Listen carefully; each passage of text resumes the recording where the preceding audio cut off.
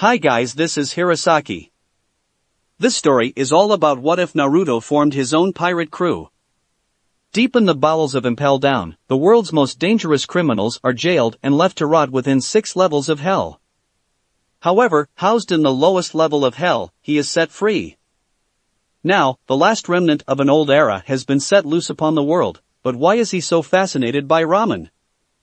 Set during Impel Down Arc and beyond. Before we start, kindly like and subscribe to this channel and look over the description box for the author of this amazing storyline. Welcome aboard! Chapter 1, Kaze. Impel Down was burning. Battles raged on the lower levels, sweeping toward the upper floors in a swath of destruction that spared none.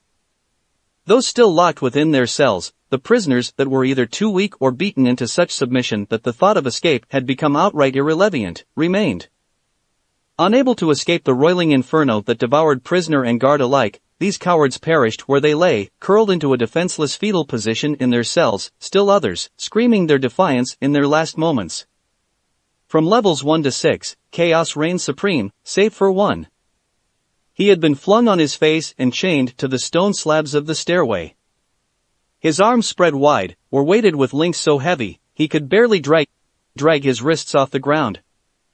His ankles were tangled in a slithering mass of metal, bolted through a ring in the pavement, and as if that wasn't enough, a thick harness had been affixed to his neck, leaving his gaze almost affixed to the floor. He couldn't raise his chest to get enough air, even though he no longer had an indefatigable need for oxygen anymore. Nonetheless, he lay exhausted, the stone icy against his cheek. A silent tear of blood rolled down his cheek. How long had he been here? There was no window, no source of light or sound in this cell, but he was certain that it had been a terribly long time since he had last laid eye on the light of day or been blessed by the sight of the surface. How long had it been? How long since he breathed the fresh mountain air of his homeland? Confined, quarantined indefinitely from the rest of the world, from his fellow prisoners and brethren in captivity, he could only lay there, sleeping when his body would allow it, when the flash of manic hunger and insanity would subside enough to bring him sanity. Left here, left to rot with the pitiful facade known as peace, he closed her eyes and grimaced as another tear rolled down his cheek, carving a bloody trail across his visage. Ba-dump. He felt them before he heard them, vibrations in the ground, starting tiny and growing until they shivered in his teeth and nerves. An explosion? Then noises in the darkness, the rumble of ancient machinery, signaled the beginning of a procedure that was anything other than routine. Impossible. No one came down here anymore. Not after what he'd done to that guard. Perplexed by this sudden but very much welcome intrusion upon his privacy, blue eyes creaked open for the first time in nearly a decade, scrutinizing the heavy iron door and the steady thump-thump-thump that resonated from just beyond the confines of his cell block. If that's you, Magellan, you can go fuck yourself. He cursed the words even as they left his lips, because only silence answered. I ain't no shitty shichibukai. I'm not coming out of here just to help you assholes clean up your own mess. Chains rattled harshly against the darkness, the thick gauntlets of steel and iron snapping taut as their victim tested his strength against the hardened locks of sea stone and steel. Trapped within this bondage, chin scraping off the dust-ridden floor for the first time in a long time, the gaunt figure forced himself into a kneeling position. He didn't want to be lying face down on the floor when that door opened. He wanted them to see that he was alive. Alive and kicking, even after all they'd done to make it otherwise. Whomever they were, surely if it was the warden, he would have said something by now. It was growing closer. The sounds, grew with a steady pitch, drawing closer, closer, then nothing. The opening of the gate shattered the deafening silence. He silently counted the clicks, leading up to 10, that would end when the gate would be raised, only to slam shut again. He counted past 10 and reached 15, and still, their sentry he supposed checking on his condition nearly every day, ensuring that he was still among the living, still able to ingest food, despite having lost all sensation of feeling and movement in his extremities. In the beginning he had shouted at them. Demanded that they free him from his bonds, screaming and shouting and snarling until his lungs collapsed. When that didn't work, the door slammed in his face and he was alone, left to linger in the darkness of isolation. Time after time he shrieked, and time after time, they refused to comply with his demand. Demanding had become pleading, but pleading never melted into begging, that fierce fire of defiance always roaring high in his eyes whenever he was presented with the brief light of a guard's torch, whenever their constant beating didn't so much as break his will but his body instead. As always, that furious fig-hing spirit remained intact. Sweat slicked his forehead as the burning began, this time in earnest. Gripping the frosted links with one glove, he hauled his chest up and gasped in a desperate breath. A key rattled within a lock. It was that distinctive click-click-clack that alerted him to the coolant pipes that flooded his chamber with cold air, being deactivated. Almost immediately, he felt his blood begin to boil. Removed from that implacable chill, he shook his head slowly, like a bear emerging emaciated after months of hibernation. He rolled his tongue between his teeth and tasted blood. Well now, he wondered silently. Who on earth would be fool enough to come down to this level and open my door? Though he had been freed from the frost, he knew there was no use in yelling yet.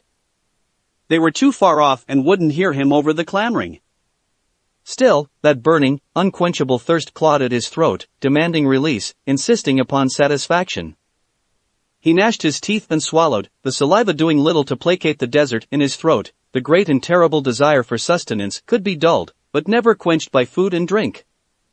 He ached now, and so too did the threat, aching against the hollow emptiness of his stomach. He smacked his lips, running his tongue over his parched mouth as his senses began to return. I wonder. Now, when the iron lock did not slam back into place, his breathing took on an almost fevered pitch. Dragging his head around, he slowly shook dirty hair out of his eyes and saw how 3 parallel grooves in the floor arrowed towards the door. So it opened toward him. How the hell did it operate? A pulley system, perhaps? But before he could marvel at it further, the slab of sea stone he'd been lashed down to decided it wanted to lurch forward. Then he was dragged out of the darkness and into the light. The light hit him with such force that, for a moment, he forgot herself.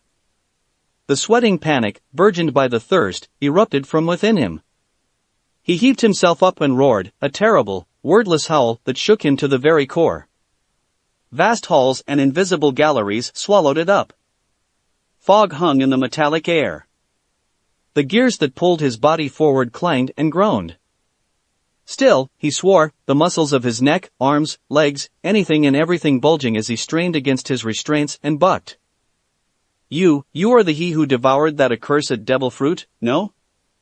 A flat, monotone voice inquired with sudden inquisition. You are also the man who currently has a bounty of 500 million berry on his head, correct? The voice that cut through the agony was familiar. It gave him pause. There were few voices that he remembered from his captivity, but this one struck a chord.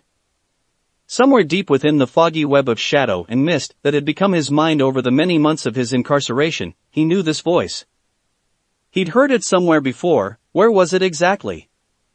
Try as he might, he could not put a face to the silhouette standing above him, the shadowy figure appearing content to await an answer of some sort.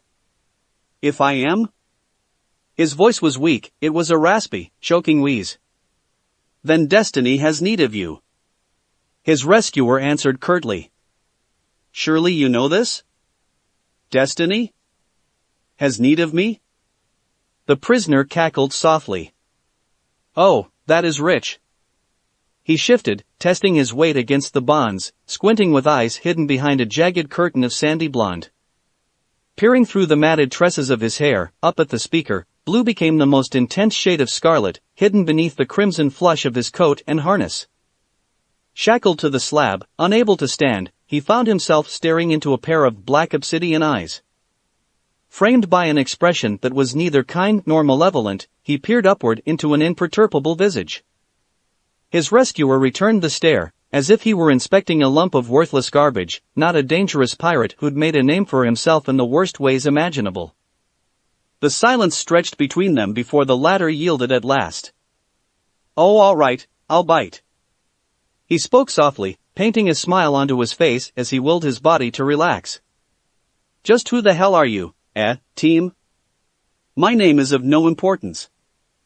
The shadow replied, exposing a small glint of pearl.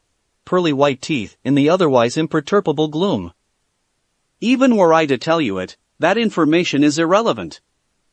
However, while we are speaking of names, surely you remember your own. This is correct, yes? You have an annoying habit of finishing your sentences with questions. The blonde snapped back. Yeah, I remember my name. But since you seem to know everything, why don't you just go out and say that, too? Mockery is not a suitable tone for this discussion, wouldn't you agree?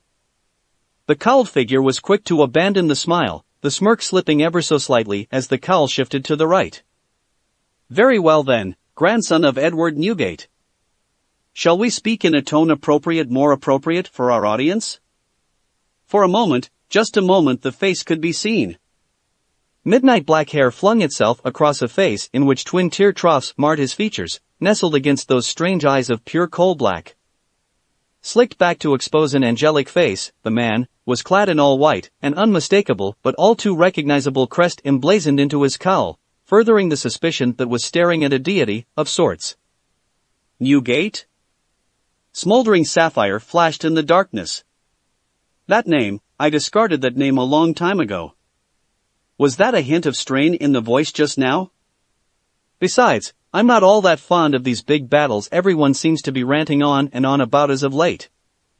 Scraping his gaze across the floor, he offered his bound wrists. Let Gramps fight this damned battle of his. Besides, it's not like this is any of my concern anymore, not while I'm wearing these. He rattled his shackles uselessly. Then I will remove them. The cloaked man countered. If you would promise to leave Impel Down, understand? So that's your angle, huh? He croaked, wincing as his voice cracked under the strain. How long had it been since he'd last spoken to another? Had a decent, humane conversation? The last time that he spoke civilly to someone was, when, exactly? Again, the memories of a life without bars escaped him, turning to mist between clenched fingers as he tried to grasp at it. Ha! He repeated, slowly, carefully poring over each word, dissecting every possible meaning they could give, before speaking them aloud. Release me. Very well. The man nodded, and in one swift movement, bent to an E. Another high-priced bounty can be found on this level as well. His hand cupped the chained face, nudging it into the light. It was then that a lone chuckle escaped the prisoner, his whiskered cheeks becoming visible in the dim light. His eyes went wide with recognition. This man who looked, sounded, and acted as if he were camming himself offered only a smug smile as the key turned in HS shackles, the gears grating against one another as they were unlocked. He should be in the cell opposite yours, I think? The blonde dragged a low throaty chuckle out of his throat. Well then, that's wonderful. It's been a while since I've had a good fight. You truly are bloodthirsty, aren't you? The cowled figure indulged itself with another eerie smile of reverence, banishing an errant thought in an instant. Yes, gather as many nakama as you see fit, then hasten to the Marine headquarters, won't you? Half a question, half a command, the irreverent smile was met much scowling and skepticism. But if the blonde had any thoughts other than his own, he did little to express them. Leering up at his savior-to-be, gauging the reaction of that slate-gray face lurking just beyond the cowl, he chose his next words with the utmost of care.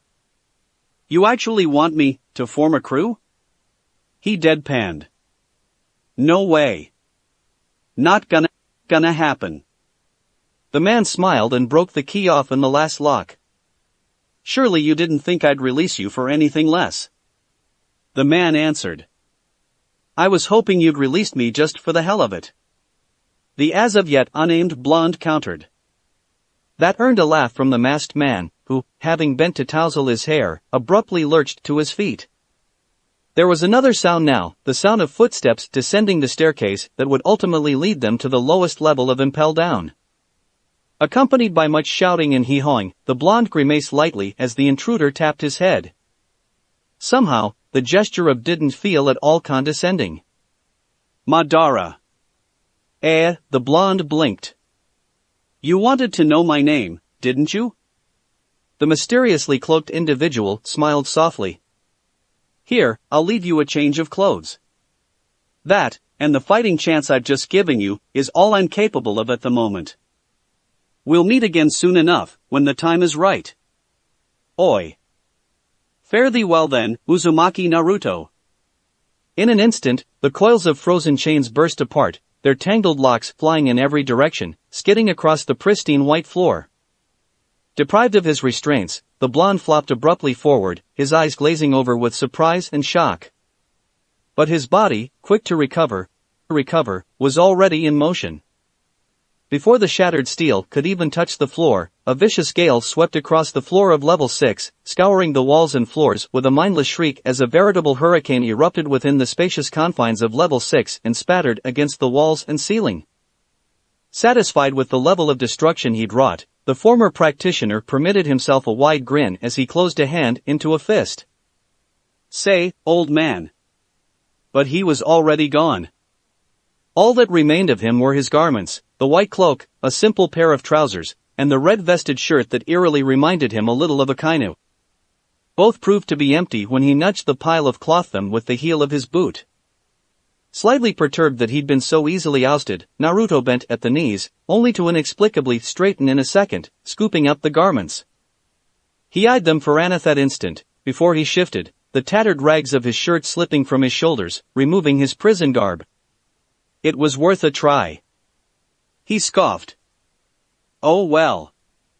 Whoever he is, I'll deal with him later. Shedding the hideous black and white prison attire, it took only a matter of minutes to change clothes. By then the footsteps had grown all but deafening, the sounds of soldiers screaming and guards groveling bouncing off the walls within a series of voices. Replacing his prison garb with the red-vested shirt, white cloak, and gray trousers of his mysterious rescuer, the individual known simply as an infamous pirate by the name of Naruto, exhaled heavily. Well, that ought to do it. He mused aloud. Now then, I think it's about time I reminded those Marines, just who the fuck they're dealing with. Scrubbing at a wrist with one hand, a harsh gale abruptly shrieked into existence. Even as the winds raged, as his body blustered within the breeze, his boots scraped across the floor. He paused after the second step, peering into a cell that was, indeed, adjacent to his own. Still the sounds of strife and success grew louder overhead, and still the scuffing of boots shuffled towards the cell. At the fifth step, his body inexplicably shimmered. He didn't slow his pace. Wavering, fading, becoming incorporeal, his body disintegrated. Without any rhyme or reason, he simply vanished, dissolving into the raging hurricane that continued to rock Impel Down to its very foundations. Felt even in the upper levels, he smiled as those imprisoned around him yelped and whined in fear as the wind slashed and ripped at the steel, gouging and tearing into the murkiness that had defined his existence for so very long. Kama Taiki.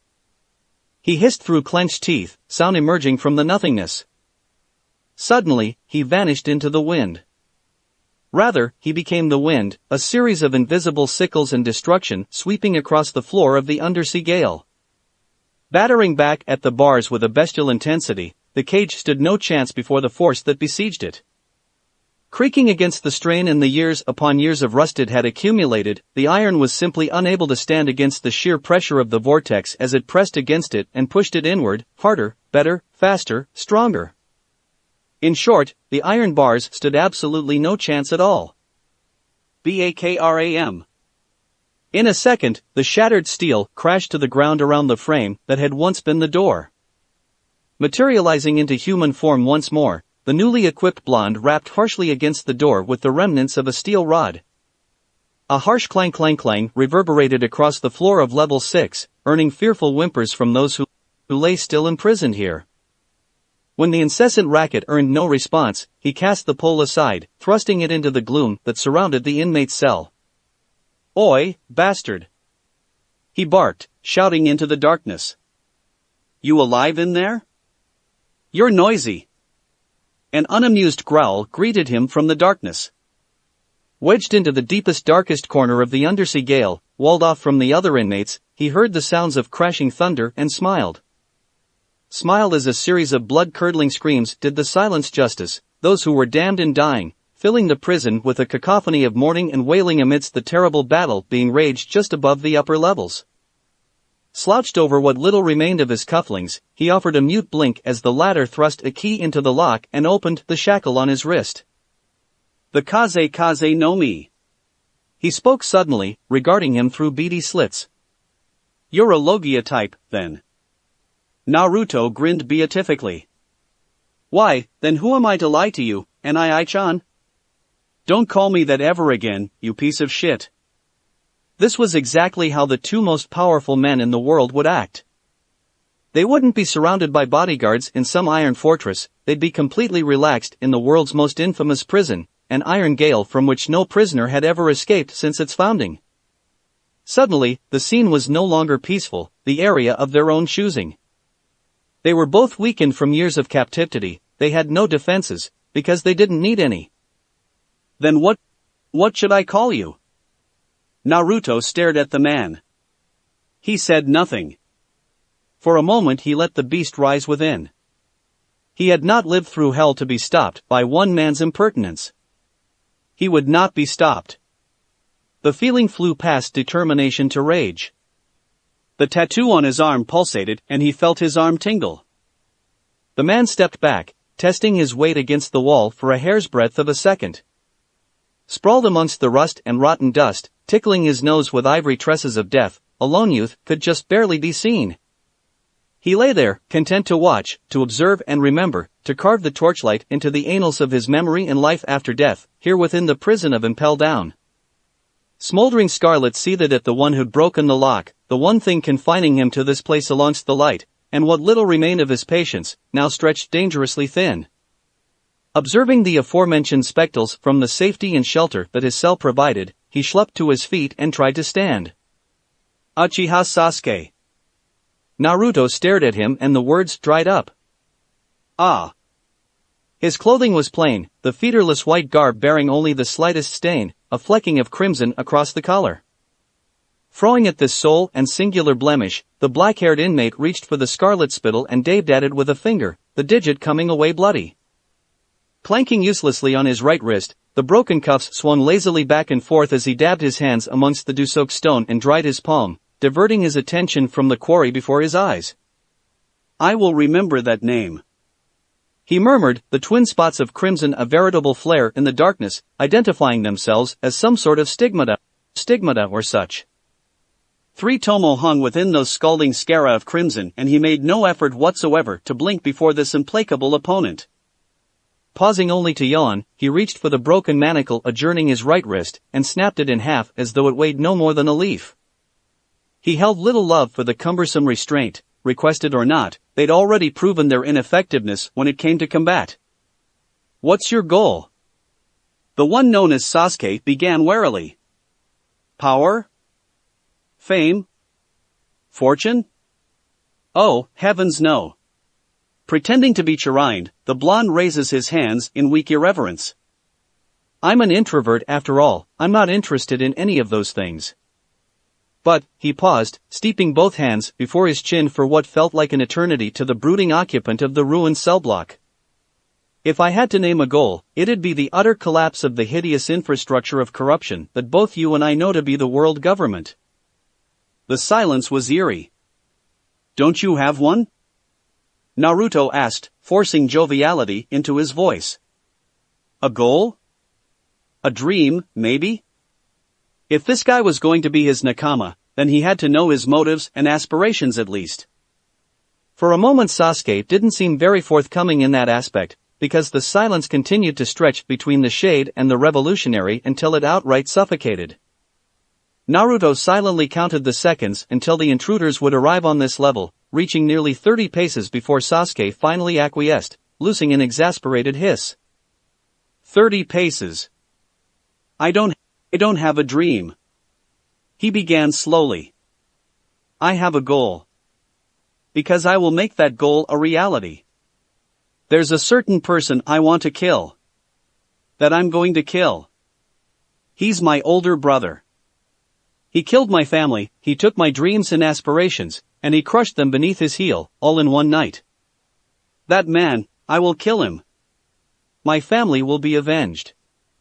Peering through steepled hands, he glared across the void that separated him from the wind user, the blonde squinting at him, his arms folded across his chest. 20 paces. All right. Sasuke announced suddenly, refusing to give Naruto pause. I'll join your crew. I'll lend you my strength, my power, my support. But know this. If you do anything to distract me, if you ever try to take me away from my vengeance, then I will kill you without hesitation. Do you understand me, Naruto? He paused, pushing emphasis into the final syllable as he awaited the inevitable reply from his former enemy turned potential jailer. 10 paces. Ha! Naruto grinned and offered a hand, his fingers just dipping into the expanse that separated the light from the darkness. Fine by me, Uchiha Sasuke. There was not so much as a trace of falsehood or deception in his voice as he smiled genially in answerment. It was at that very moment that a boy with a straw hat came barreling down the staircase. Naruto whipped around, confusion flying across his features for a moment, his attention misplaced, his hand still outstretched at the sudden commotion the lad and his two odd allies brought with them. Is this guy for real? Sasuke blinked stupidly, unable to believe his eyes, let alone his ears. Naruto, huh? Was this guy serious? He'd been expecting a flat refusal. Instead, the pirate had extended his hand in friendship, an aspect of himself that Uchiha Sasuke had discarded long ago, and even now, felt strange in accepting. Well, it was natural for a pirate to distrust another pirate. But Sasuke wasn't a pirate. Leading up to the day of his wrongful imprisonment at the hands of the world government, he'd been a simple blacksmith, who just so happened to have an unnatural skill with the blade. Then everything had spiraled out of control once he'd eaten that damn fruit. Wow, what a strange bunch. Naruto's Mormu mercifully pulled him from his memories as he came back to himself. Well, whatever. Abruptly his attention locked upon Sasuke once more. Do we have a deal, then? He asked pleasantly. First mate Sasuke? Fine. Dusting himself off, the emaciated prisoner stepped out from the darkness, into the light, and clasped the hand that was offered. Having revealed himself, Naruto realized that Sasuke wasn't all that old as he'd initially suspected. He couldn't be no more than 20, though his guess could have been off by a few paces at least. Regardless, the most interesting feature of him, other than those baleful black eyes that could flare into strange scarlet at a moment's notice, was that he seemed to be already clothed. Garbed in loose-fitting slacks and the more traditional cloak that most pirates had taken a tendency to wearing, Sasuke didn't look all that impressive. But for that, his chest lay bare beneath the loose sleeves, tracing across the square hilt of a strangely shaped sword and sheath. Now that piqued Naruto's interest indeed. Why on earth hadn't they taken his weapon? Or his clothes, for that matter, when they could have easily done the latter? It was almost as if the guards had been too afraid to strip him of his garments beforehand. I'll have to watch myself around him, just in case. Regardless, he'd just taken the first step to making a crew. Not bad, considering he'd only just been released from the 6th level of hell. Scooping his jaw off the floor, he returned his attention to what was quickly becoming a commotion at the far end of the prison.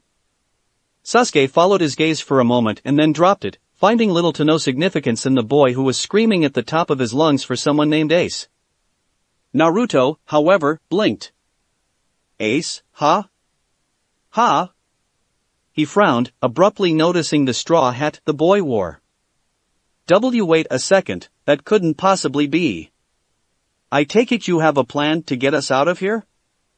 Sasuke asked, dragging him from his reverie with a cruel and merciless swiftness. The stairwell's been blocked up. Naruto turned his attention to the south, eyes flying wide in disbelief as he saw that Sasuke indeed spoke the truth. Someone had layered section upon section of the floor upon the staircase and effectively walled up the only way that would lead upward from level 6. When the hell did that happen? Oi, do you have a plan or not, Captain?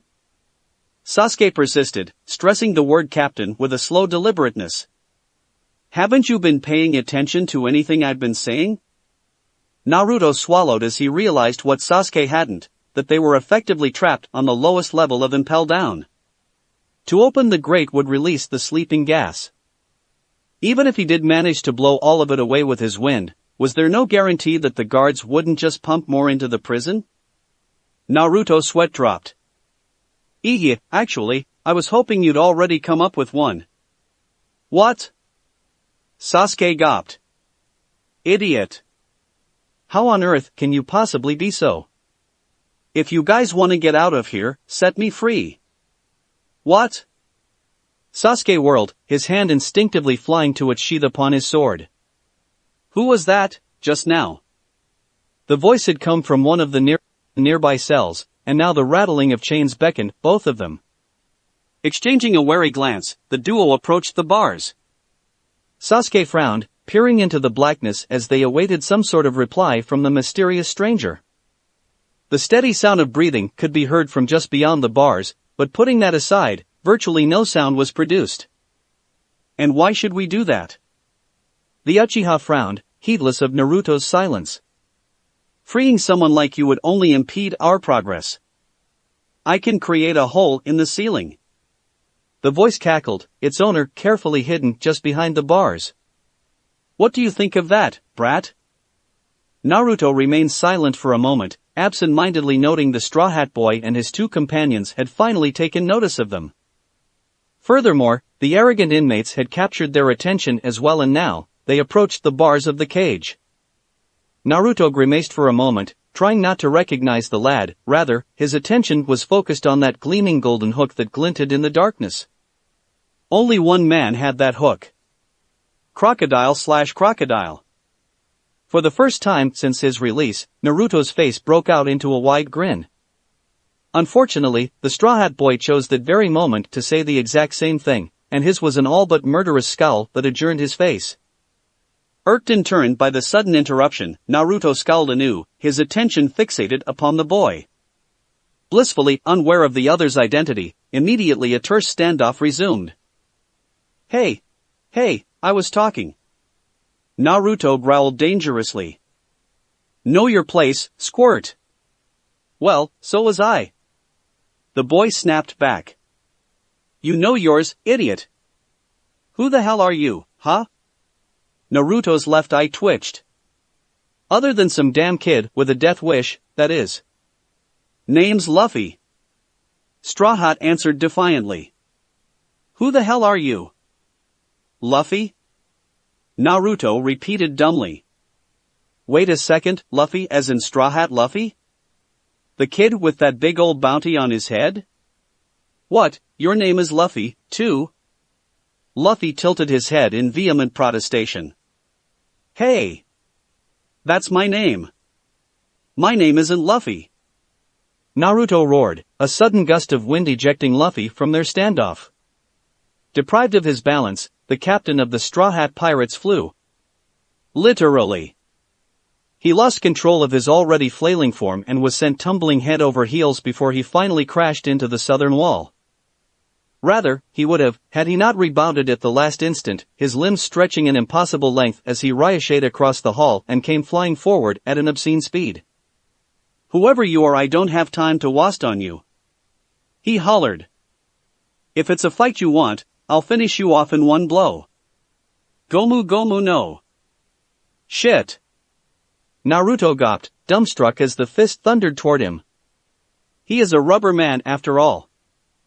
I didn't expect this. Jet pistol. Abruptly, Naruto's terror twisted into a sickening grin. Not. Luffy's punch sheared through the blonde, shaving off the entirety of his face and leaving a headless corpse behind. His head simply dissolved, leaving his neck and shoulders intact as the streaming and unstoppable momentum sent the rubber man sprawling across what remained of his inert body. Nonplussed at the sudden decapitation that had claimed his captain, Sasuke frowned. Then he blinked, because Naruto exhaled, lisping slightly as his mouth began to assume its proper shape and form. His chin soon followed suit, air streaming back into place and solidifying into flesh. As the ruined stump assumed the shape of his neck, as the neck regained physical form and sentience, Naruto scowled. Say, that actually tickled. Damn it. Luffy winced as he rubbed at a bloodied fist. I passed right through you. Of course, you did. Naruto nearly face-faulted in the wake of such an obvious response. My body isn't a solid. I ate the kaze no mi, you dolt. I'm an air man. Without haki behind your blows, someone like you has absolutely no chance against me. It's like swatting at a giant with a stick. You can't touch me no matter how hard you try. Shaking his head, he scraped a single digit across his face, fury flickering in and out of eyes that were sapphire one instant, and scarlet the next. Stupid, you rookies are so damn stupid. Sasuke arched an eyebrow, an expression that crocodile mirrored, his perpetual scowl deepening behind the bars as Luffy attempted to reclaim his footing. He wasn't fast enough. Even as he stumbled half a step, pivoted on his heel and turned, the wind was already whipping itself back into a frivolous frenzy. Wind. It was wind that swooped down behind Monkey D. Luffy, reassuming shape, form and all the solid strength of one Uzumaki Naruto, an arm cocked back and wrapped within a shroud of said element. This kid. By the time Luffy thought to turn, it was already too late. Naruto's fist smashed across his face and he was sent sprawling. He slapped into the ground hard, his body flipping over as he skidded onto his back. His head kissed an iron-hard root and black spots swam before his eyes. Even with his rubber body absorbed the brunt of the blow, white snarled across his vision and burned the world white. Cold fury burned his world white as Naruto raised a hand and spoke. Monkey D. Luffy. He began ponderously. Do you have any idea who you're talking to? He didn't give the boy the chance to finish. Instead, his fist crackled outward, slamming into the bars that held crocodile and shattering them as though they were naught but glass. 5 flicks of his right hand later, and the manacles dropped from the wrists of the former Shichibukai. You may have defeated my former comrade here, however, you can't hurt me, a Logia elemental. And I'm not even all that strong at the moment.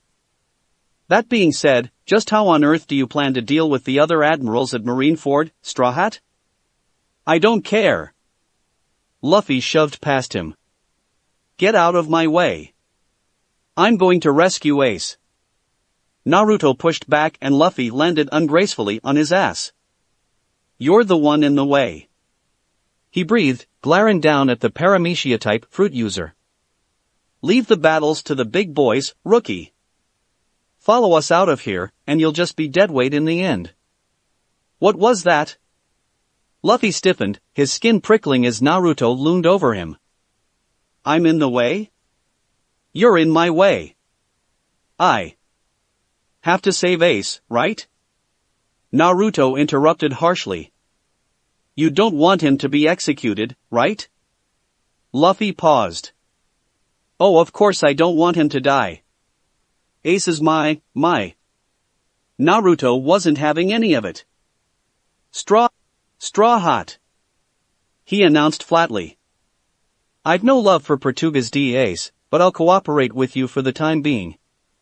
However, Sasuke and I won't be taking any orders from any of you, so don't expect any favors from either of us, do you understand? Sasuke looked as though he regretted that remark, but made no comment, instead choosing to further Naruto's explanation, adding condition that caused even the great queen of queers to balk at in sheer trepidation. WHAT. Ikonov spluttered. Naru boy, you can't possibly think that's a good idea. No, it's quite the opposite. Naruto countered for his crewmate. We need strong Nakama for our crew, they don't come much stronger than the 6th level of Impel Down. Casting his gaze across the seemingly endless expanse of cells and smiled, a predator in the gloom. Open each of the cells and then proceed ahead of us, this shouldn't take long at all. Seeking the stall in which Portuga's D. Ace had locked himself away from the world, his garnet gaze locked upon the now sole occupant of the cell. One flick of his blade later, and Jinbei found freedom. There, we've released you, too. But the other inmates on this level belong to us. He announced. How does that sound, Captain? Sounds good. Naruto seconded, only to pause at the last instant. Naruto's gaze cut across Monkey D. Luffy, practically passing him up as it fell upon Ivankov. He hoisted the boy higher, his gaze sliding to Sasuke for just a moment as the Uchiha unsheathed his sword and drew himself into a readied stance. Away behind them, Crocodile waited patiently, a Sinsider smile adorning the features of his face. Naruto gauged them all, gauging their reactions one by one, before he rudely released Straw Hat and cast him down. But, this is inconvenient. He frowned at the Queen of Queers, heedless of the boy gasping for breath at his feet. Ivankov. Grandpa told me you were dead. Hee-ha. The infamous Newcomer bellowed boisterously at the baited insult. You of all people should know Whitebeard often embellishes the truth, narrow boy. Still, I didn't expect to find you here, of all places. Alive and kicking no less. I thought you would have escaped by now. After all you. Not a fucking word about that. Naruto snarled, all venom and viciousness once more. Ivankov, I'm not interested in anything you have to say. He murmured, softer now, and turned toward Sasuke, the latter offering only silence and contentment as Naruto composed himself. That isn't your secret to tell anyone, do you hear me, Queen of Queers? Before Ivankov bothered to answer, Naruto was already barking orders. Oi, Crocodile. I won't force you into anything, but you're free now, so open up that hole.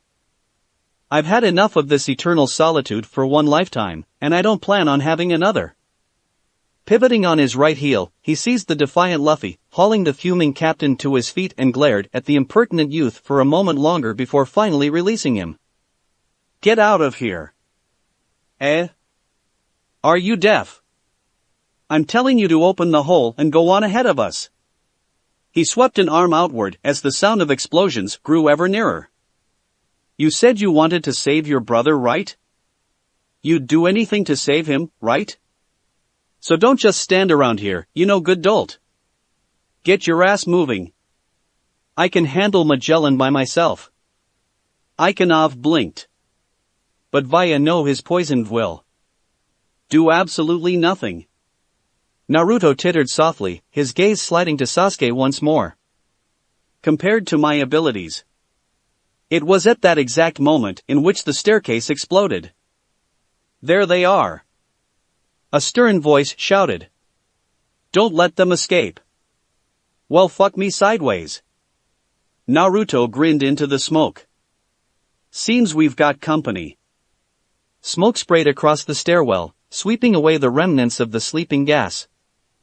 It wasn't long at all before the sounds of gunshots ricocheted around the halls, the constant pitter-patter of hot lead and bullets serving as a fine excuse for Crocodile to redouble his efforts and offer a hand to the ceiling. Scarce had he done so than Inazuma began snipping, his scissor hands slicing through the hardened rock as though it were naught but paper, carving himself a spiraling staircase that led up to the already decaying floor. Damn it! Luffy snarled as Crocodile lowered his hand and hook, satisfaction twisting across his face for a moment.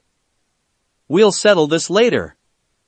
Naruto oomphed in silent agreement as the group of five skittered up the impromptu staircase. Sorry about that, Sasuke. He offered his shoulders in a shrug as several dozen barrels leveled themselves at them. It seems I've already dragged you into an awkward situation. The Uchiha scoffed anew, his sword sliding from its scabbard moments later. Well, I suppose I could use a warm-up. Naruto's smile only grew as the approaching guards recognized him. Shit. That one's Logia class. He's. Naruto flicked two fingers. Kaze no Yaiba. And the walls spattered with blood. Damn that windbag bastard. Luffy grumbled as they hurriedly climbed the cavernous staircase. I'll kick his ass for sure the next time I see him. Crocodile scoffed. If you ever fought him at full strength, you'd be dead in an instant. What? Luffy froze.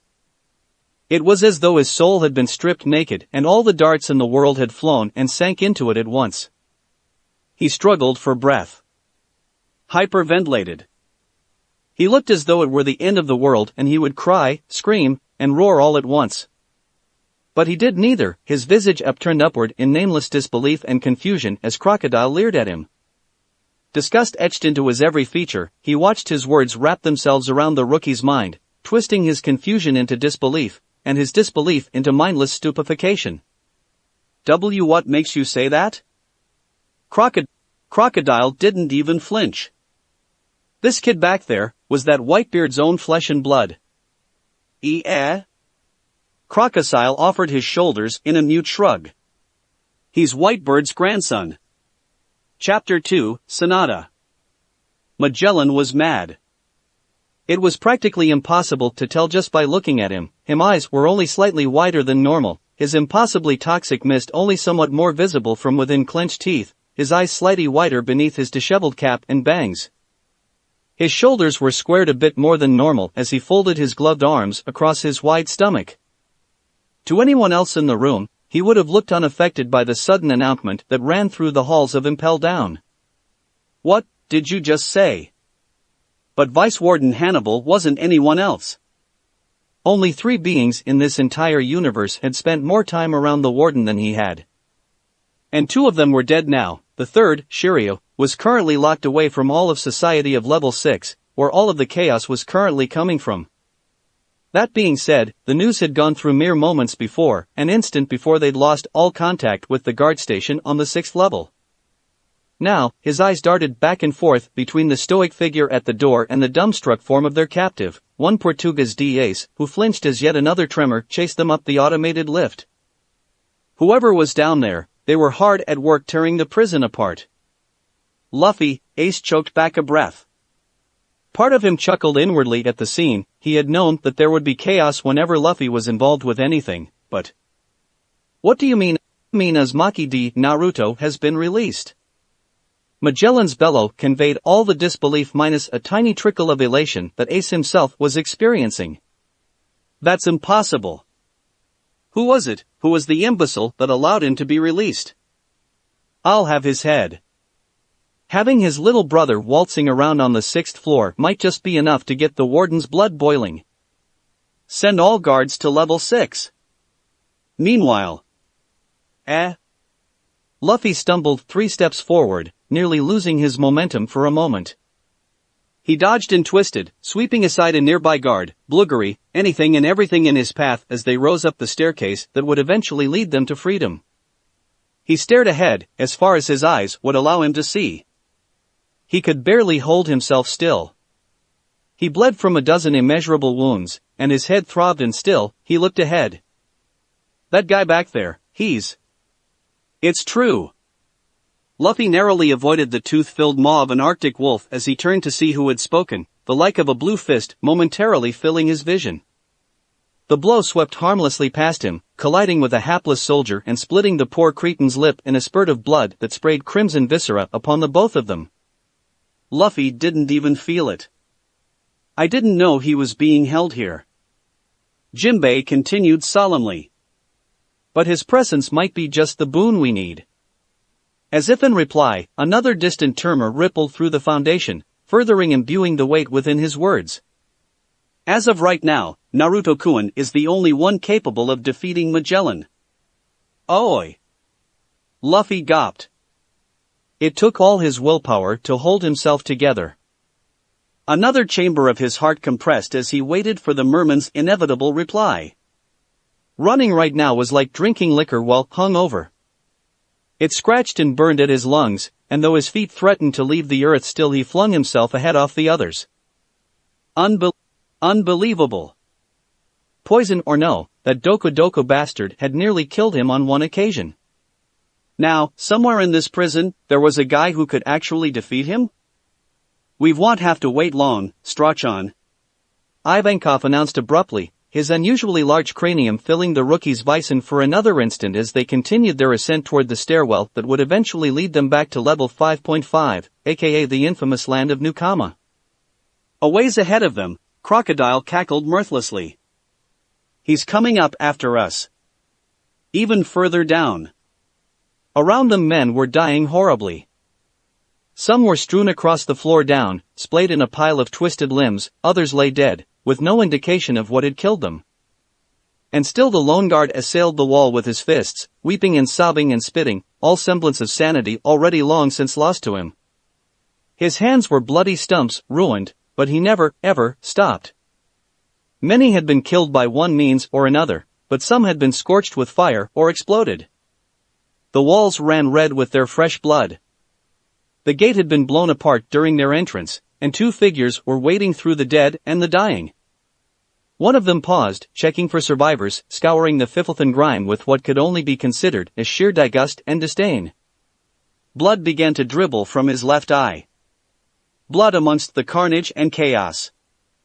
It ran thick and seeped into the floor at his feet, the steady pitter-patter causing his companion to frown, Sapphiric gaze painfully down away from the stain that spattered the walls and ceiling.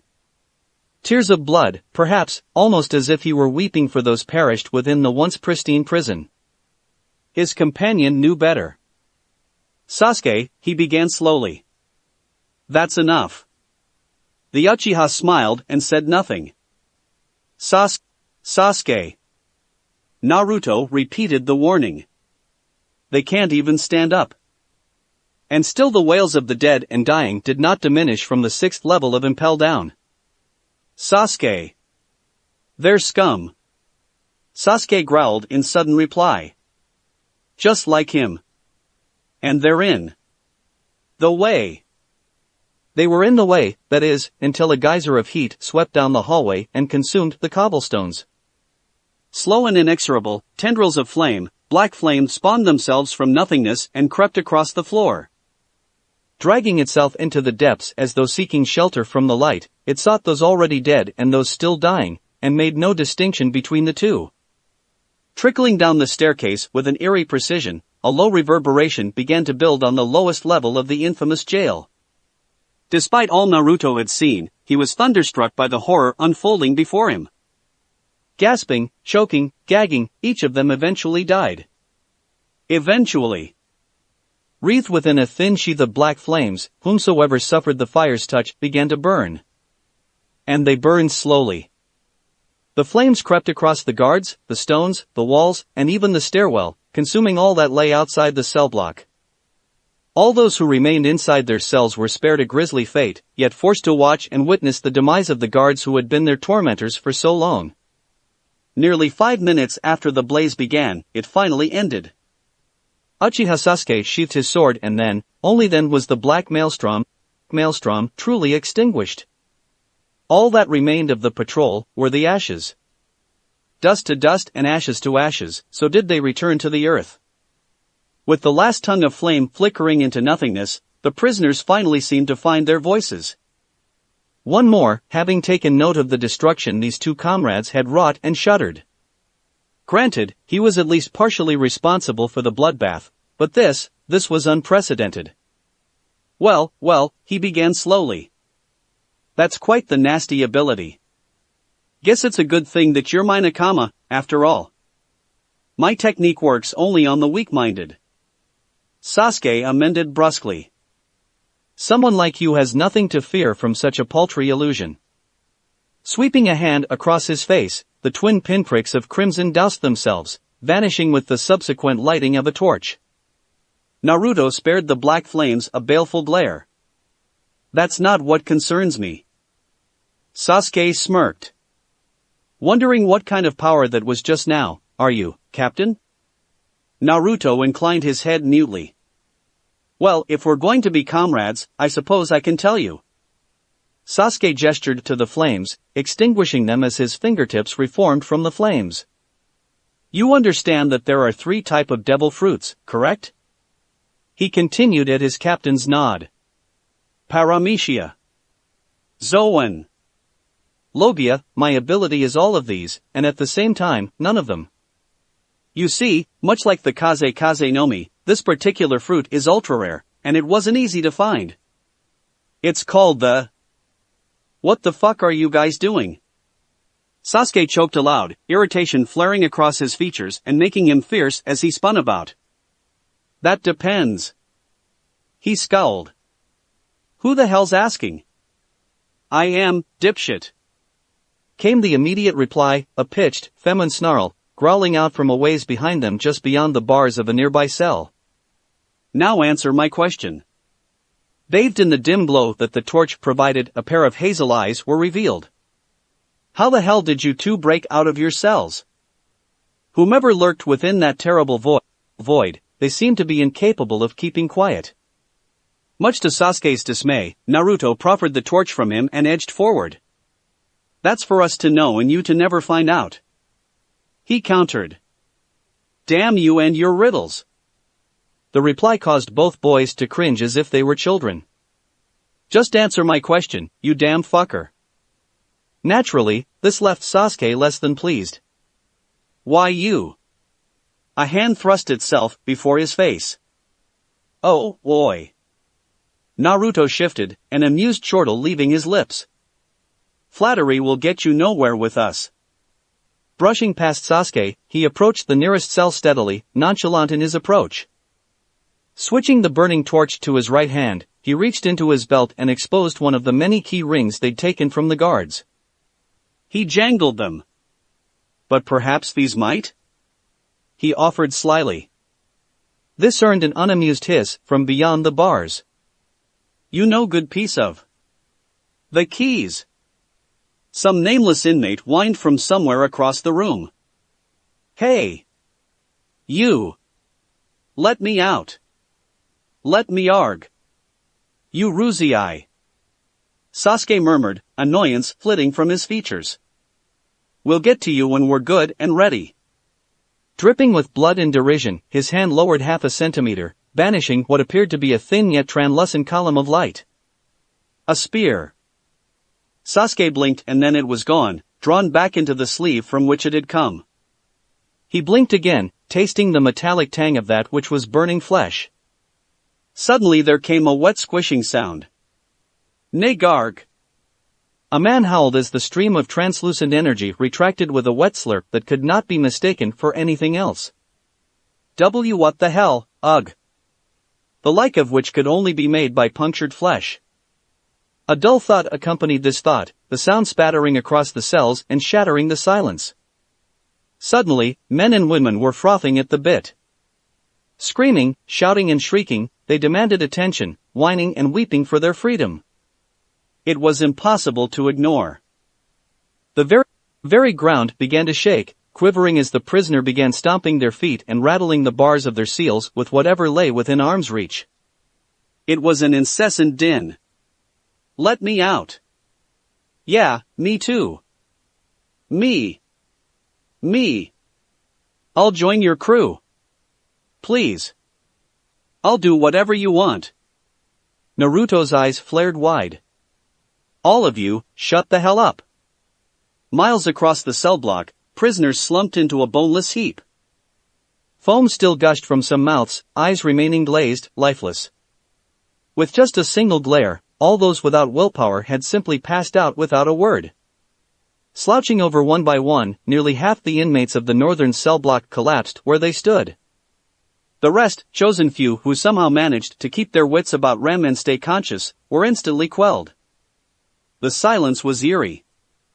Haki, huh? The girl chortled. Well, I'll be damned. I told you, flattery will get you everywhere. Naruto snapped back. Oi! You said nowhere. Not everywhere. Are you a fantasista or something? Naruto tittered softly. Perhaps, but... It was impossible to tell in the gloom, but for a moment, Naruto might have smiled. Sasuke arched an eyebrow at the irreverent behavior of his captain. Even more so when said Shinsho dared to stick his arm into the bars, burying it within the blackness. At that very moment, the torch went out. Plunged back into the dark which he so abhorred, the Uchiha muttered a black and condemnatory oath. A heartbeat later, and the torch mysteriously relit itself as his fingers curled around the damp piece of plywood. The hell? He was greeted by a rather interesting sight. What the hell was that for? She, for the voice was unmistakably female, spluttered out from within the cell.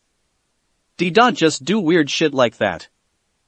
Naruto had not only reached through the bars, but he'd pulled his hand back out.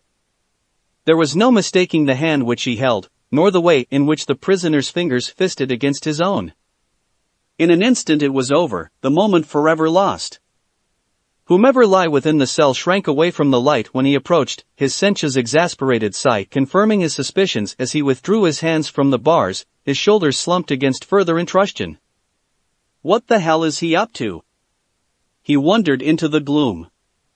Unperturbed, Naruto suddenly jangled the keys before the prisoner of choice once more. I think you just got your ticket out of here, Naruto said, his ever-present grin widening marginally. If you play your cards right, of course. See these? He jingled the key again, finding amusement in the sudden silence. I'll let you out of here. He cast his gaze to the other cells, as though contemplating the possibility of leaving her behind in favor of the others.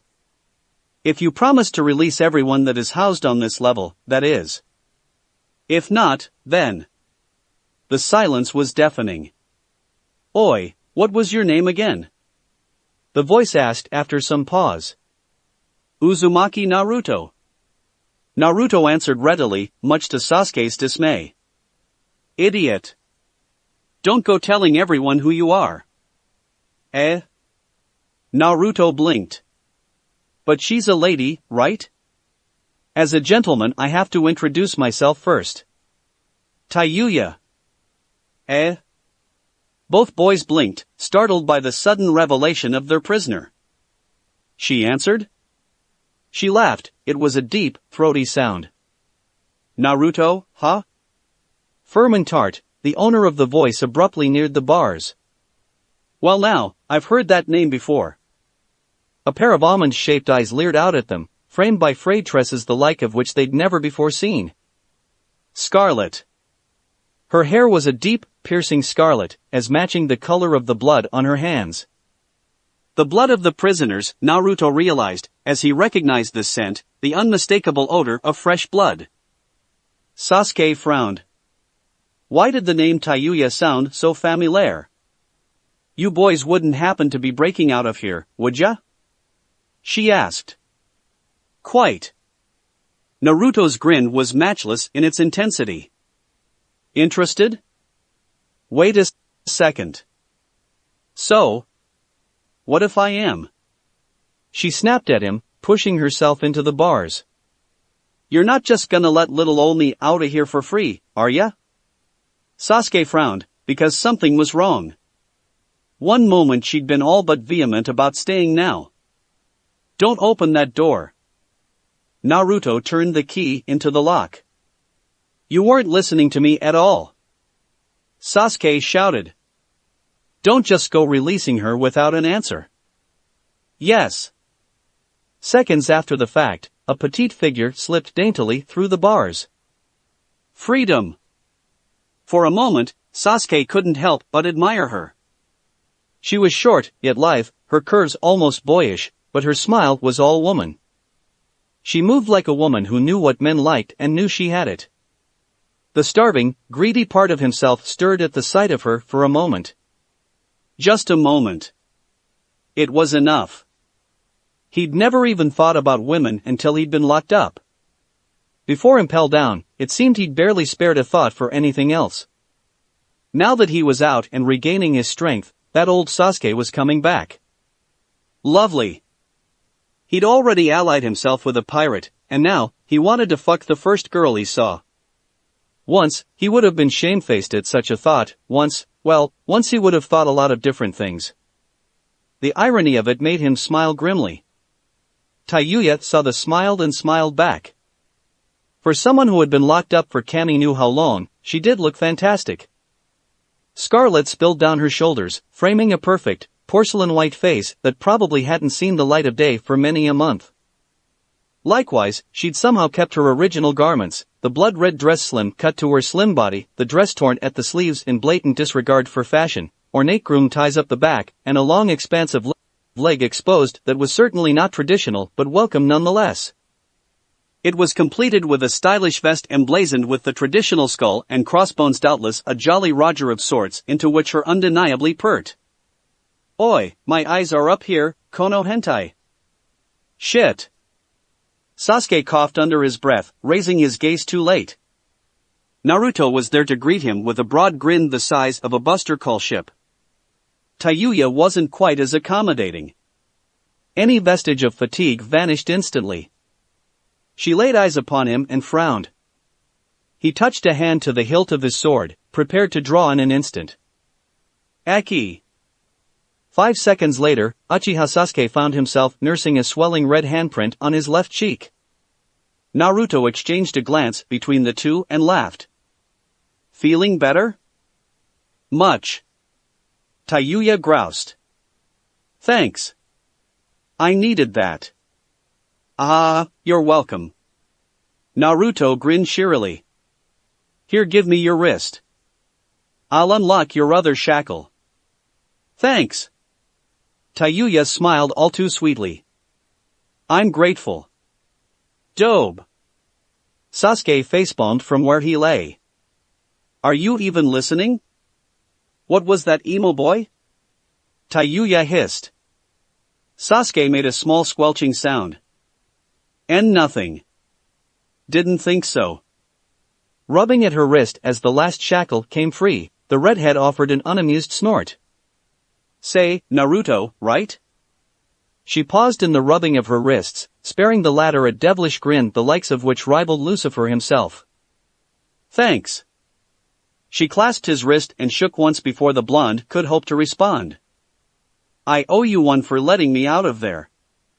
Sasuke nearly offered a comment of his own, before his captain broke out into a loud laugh. Become our nakama. Naruto replied with an abrupt grin. Then we'll consider your debt paid. Sasuke sweat-dropped. Oi. You can't be serious.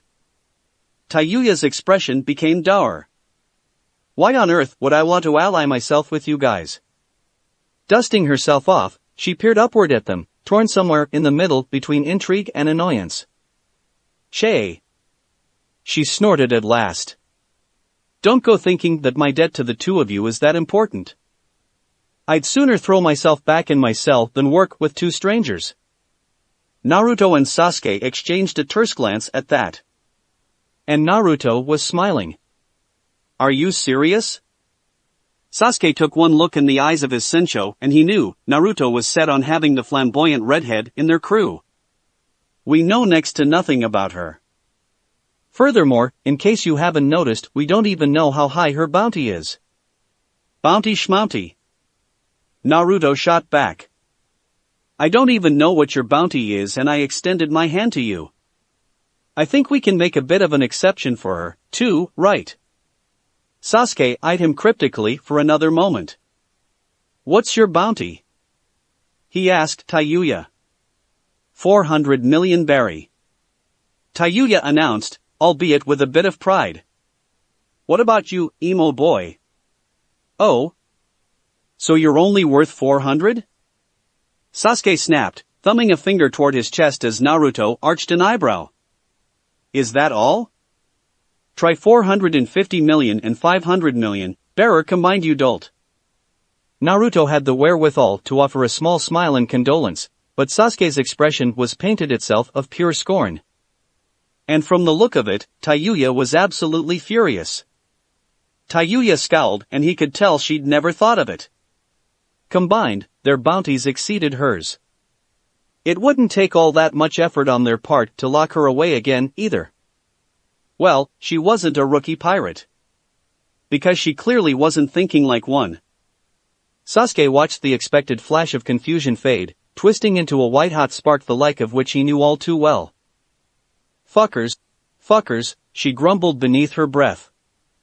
Why, would you want to work with me anyway? Naruto sincerely hoped it was the latter. You look like you're strong. He stated, returning his attention to Tayuya. That's all the reason I need. I'd be a lot stronger if I had my flute. Tayuya groused to herself. That bastard cell death. I'm going to break every bone in his body and pry it from his fingers. Nani? Both boys blinked. I'm a musician. Tayuya replied tartly, inhaling sharply in the same breath. clear out your ears. Somehow Sasuke had the foresight to brace his footing. It turned out to be a prudent decision. For in the next instant, they were all but blown from their feet.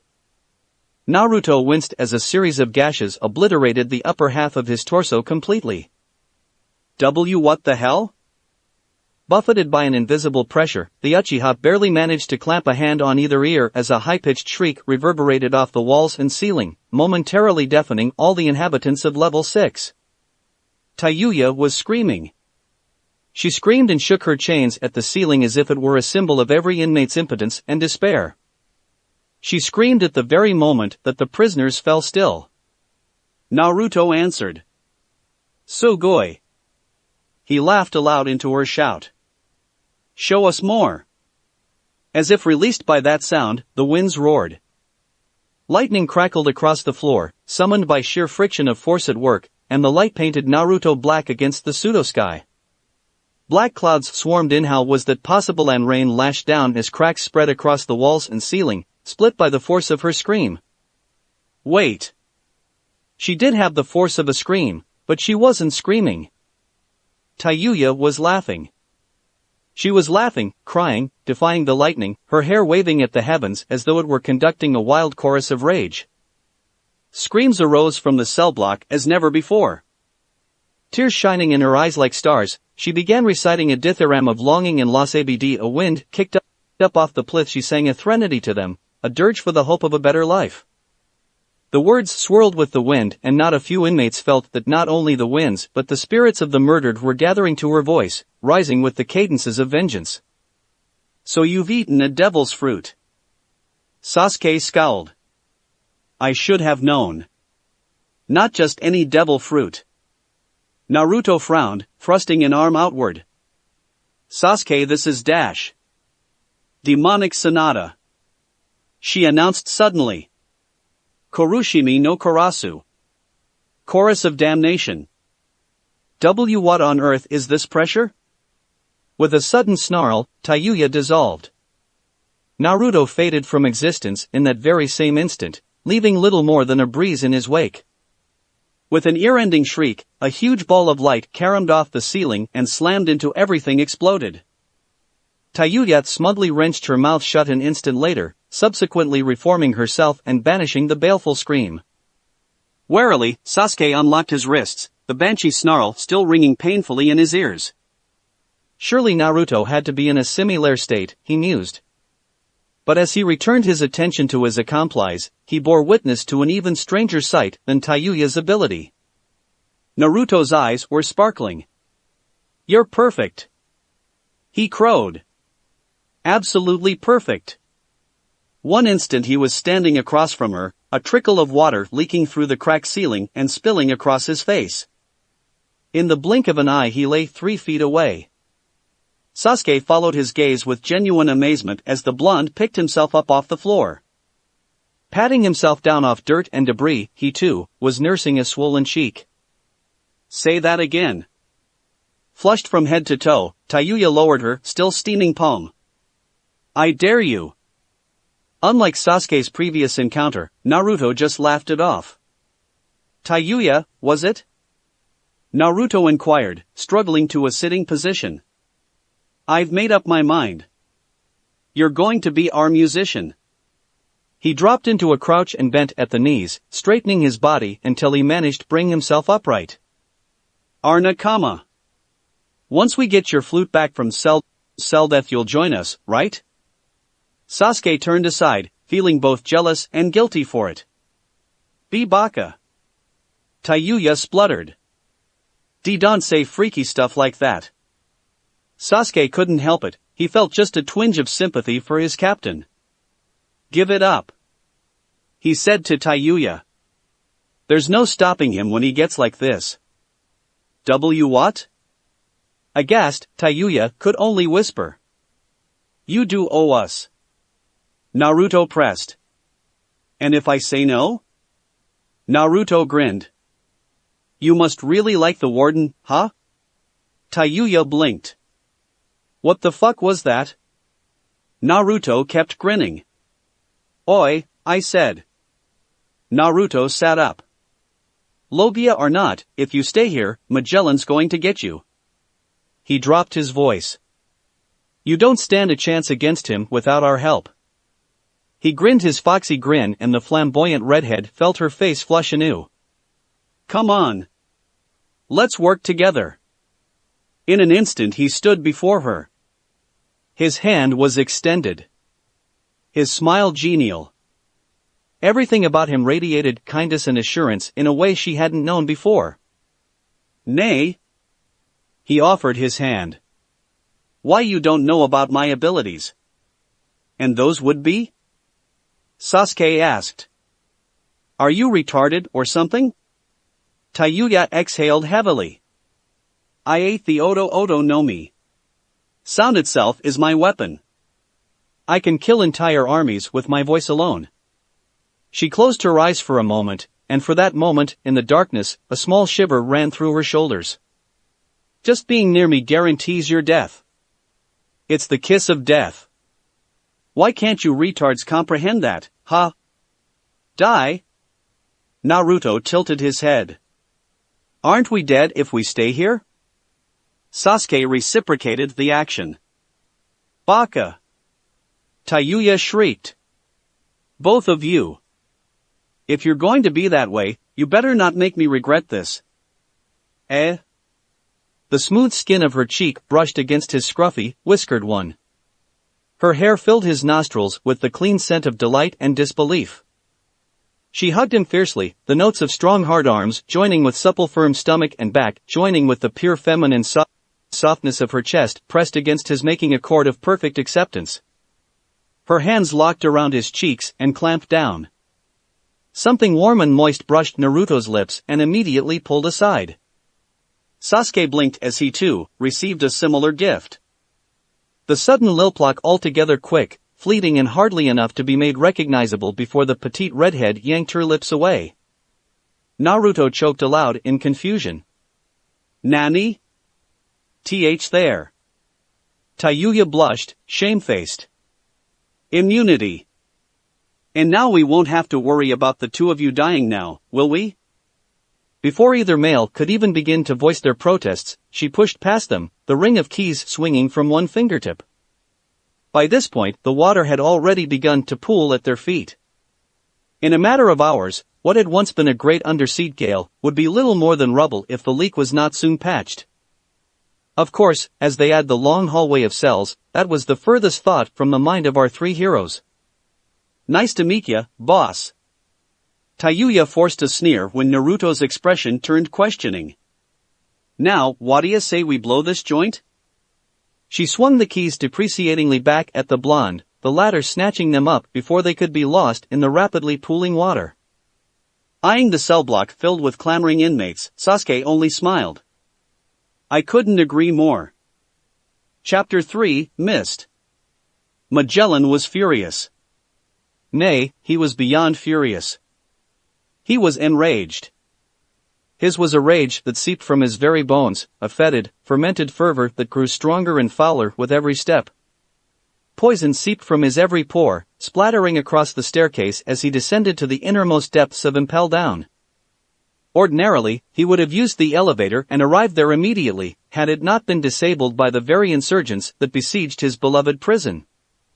One of which had already slaughtered half of the guards, freed a number of dangerous inmates and currently had no intention of going quietly into that silent night. Magellan already had his suspicions as to the culprit's identity. In fact, he was quite certain of it. It was none other than the grandchild of the great pirate Whitebeard himself, Uzumaki Naruto. It had to be. But how? How on earth had Newgate's grandson gotten free? He'd been chained up with enough seastone to sink a navy vessel. Was his strength truly so great that he had broken free of his prison, or, and this Magellan dreaded most of all, had he somehow found a way to surpass even the powers of the sea itself? He found himself cringing at the absurdity of such an idea. No, that wasn't possible. The boy was strong indeed, but he wasn't immortal. Not by any means. He'd been captured once before, after all. Just barely.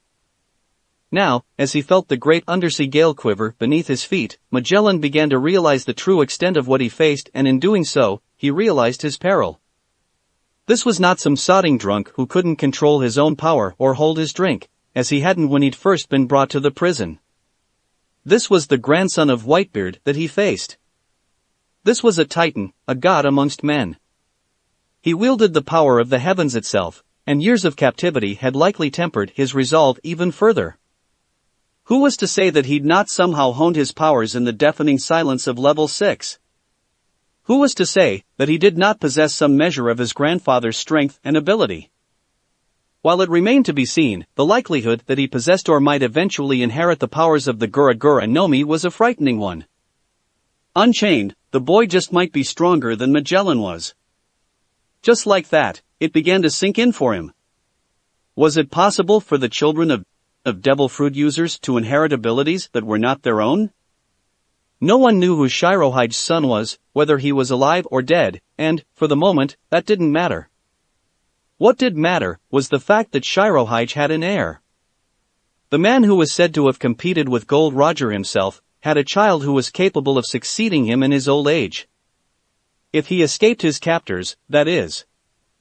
It had been difficult enough to capture him the first time, and he'd been drunk as a dog.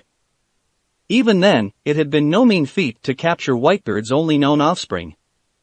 It had been a pitched battle, and victory had only come at a great and terrible cost to the world government. That day, the mole they'd planted in his crew had come to them, had alerted them, the Marines, to his presence, and his fortunate lack of sobriety. Unfortunately, Naruto hadn't gone quietly. Back then, it had taken an admiral to bring him down.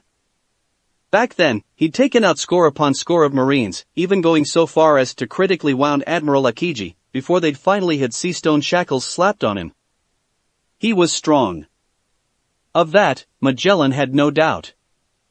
In fact, Magellan strongly suspected that, should he confront the wielder of the Kaze Kaze no Mi a second time, the circumstances of their last battle would be greatly reversed. Somehow, the boy had grown stronger.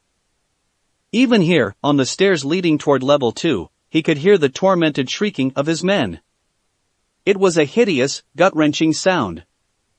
They screamed, and it was like a thing possessed, snapping and snarling and snickering at him, mocking Magellan and his every achievement, his every goal, all that he had aspired to in the course of his life, and now, all that he had failed to do. Fury washed Magellan to his toes. He would not allow it. He refused to allow that impudent whelp to sully the reputation of the world's most impenetrable prison. Methodically, he tramped down the steps that would eventually lead him to the perpetrators, fighting against his own treacherous bowel movements. Facing down Newgate's dread offspring, be damned if only he could combat his own diarrhea with such ruthless efficiency. Ah, if only. Meanwhile, on level 5. Tatsumaki. A wicked and wild wind tore through the snow of the 5th level of the undersea gale that was Impel Down. It scoured the stones clean, spiraling, sweeping and sundering the rank and file guards that stood in its path. They raised their weapons, some of them, but soon realized that there was little they could do against the destructive forces of nature that assailed them. Instead, they were swept away and across the cobblestones, tumbling head over their heels and crashing into their fellows at the bottom of the stairwell. They flew. Literally. One moment their feet had been firmly planted upon the frozen tundra. The next, gale force winds drove them back, casting them about like so many leaves in the wind. There was no chance of victory for them here, and yet, in their foolishness, they persisted. Some screamed, uttering great and terrible oaths as the unstoppable forces of heaven took them in their sway, spending the last instants of their life in flailing futility. Others were smashed against the rocks again and again and again, until there was no life left in them and they stopped resisting. Arms were raised, then rattled as the invisible force broke upon them like a great and terrible wave. Broken bodies skittered across the ice, unable to prevail against the imperious elements that assaulted them. When they finally found purchase upon the ice, it was already too late to do anything but be beaten into submission amidst the snow plains of level 5. When the wind finally subsided, ruination surrounded them.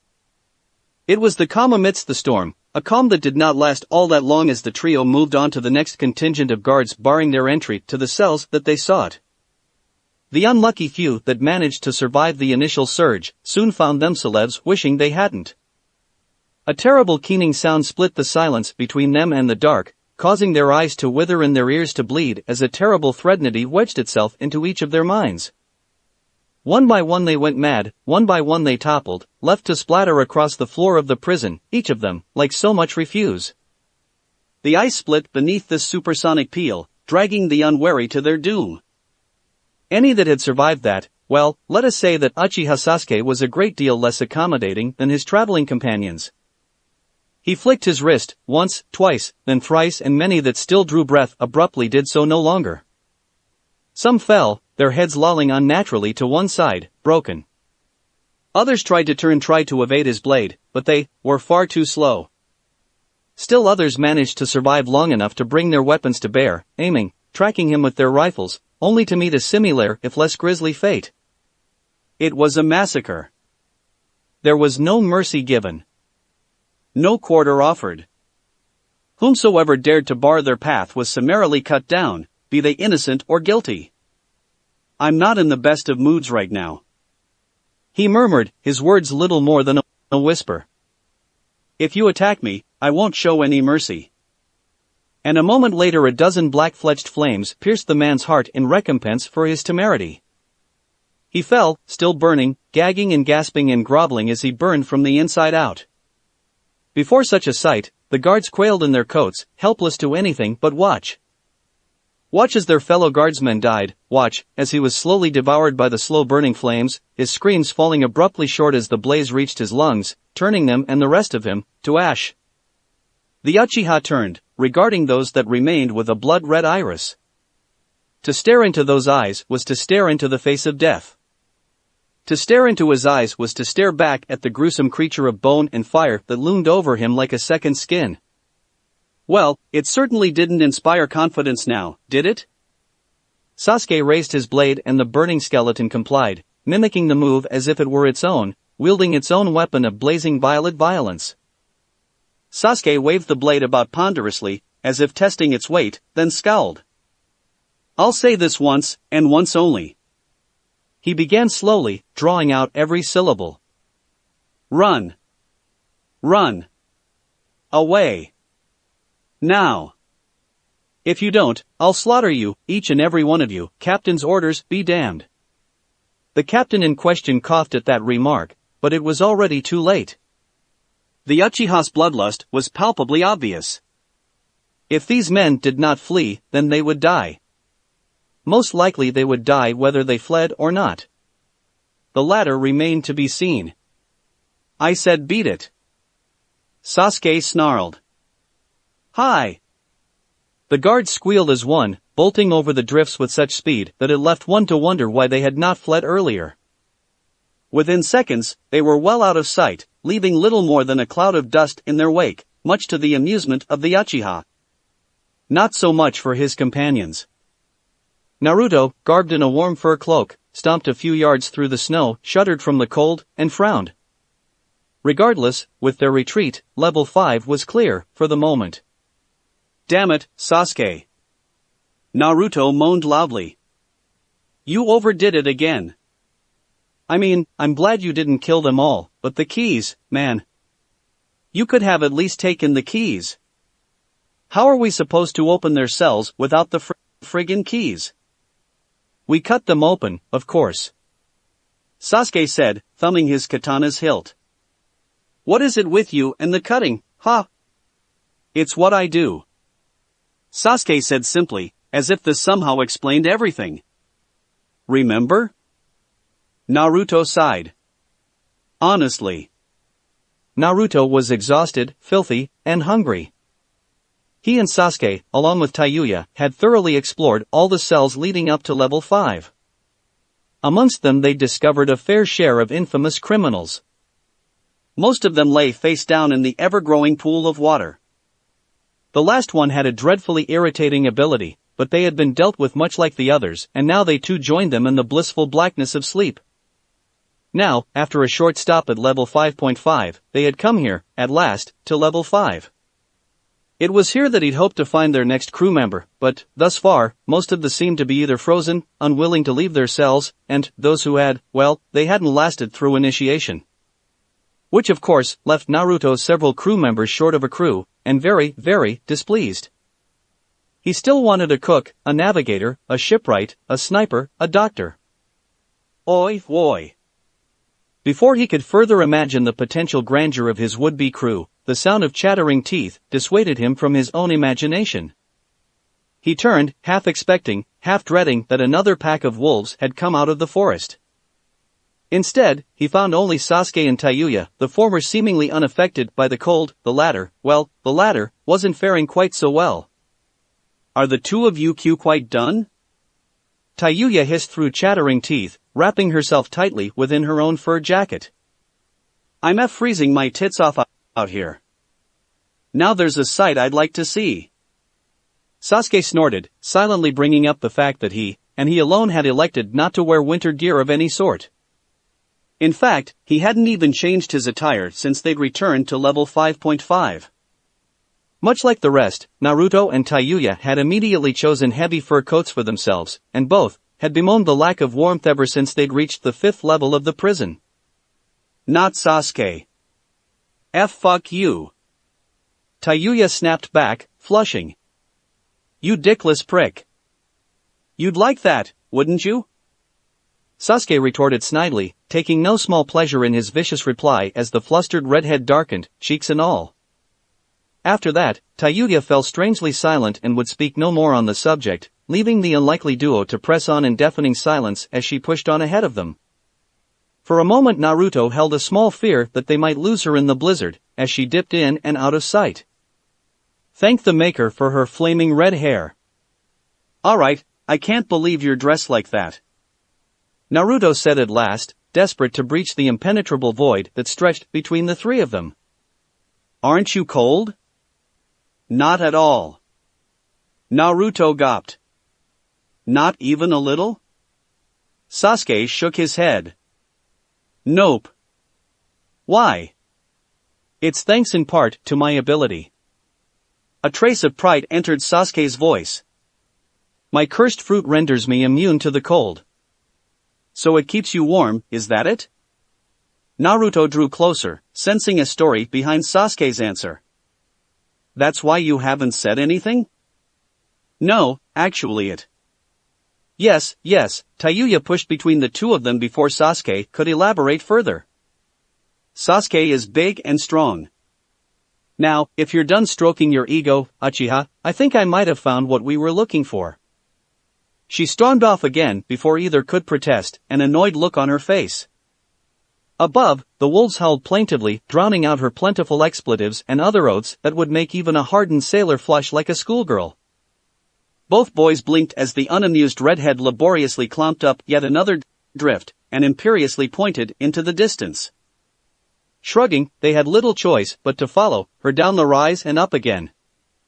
Then, and only then, did they see that which she had been speaking of. As they joined her on the small hillock, it was impossible not to. What had this been doing out here, all by itself? They were staring at a cell. Is it this one? Tayuya pointed towards a lone remaining cell, little more than a hardened block of frigid ice in the frozen tundra. Ivankov had insisted that they free a certain prisoner, and he'd been so adamant on the issue that Naruto had taken it upon himself to once again stay behind and seek them out in the hopes that he might find additional recruits for his crew. Granted, he had a swordsman and a musician already, but what he really wanted was a cook. He wasn't going to say that aloud, of course. The last time he'd done so, Tayuya had practically laid him out with an ear-piercing who knew the girl could yell so loud shriek. So he pretended that his main focus was finding a navigator, hopefully one that could cook, and pushed his way through the drifts, trying to drive some semblance of warmth back into his boots as he traversed the distance between them and the cell. He didn't get very far. Well, hello, handsome. A woman's voice arose from the darkness that encompassed the bars within, clear as a clarion bell. What brings you to my humble abode? Abode? Sasuke dubiously inclined his head a fraction of an inch. This is who we're looking for. Clearly, he was unimpressed. Sorry, I don't think I ugh. Tayuya's withdrew her elbow from Sasuke's stomach slowly. Very slowly, allowing the Uchiha to feel the full extent of the pain plugged into his ribs. The Uchiha offered a mute groan of protest, but said nothing more and did not retaliate in the slightest. Naruto ignored their antics, and not just because of the easy familiarity that they'd settled into as they left level 5.5, because that had come naturally. Speaking of natural. Greetings. Naruto had managed to stammer out, before he likewise found himself entranced. She was naturally beautiful. A beautiful woman with flame-colored curls and dressed in simple white and black prison garb, sat cross-legged behind the bars. Her shirt was half ripped from her body, and only her voluminous hair stood between her bare breasts and the bitter cold. Likewise, her clothing was filthy and blood-stained, but none of it seemed to be hers. She looked up at Naruto, also covered in blood, with eyes so incredibly green, he couldn't look away.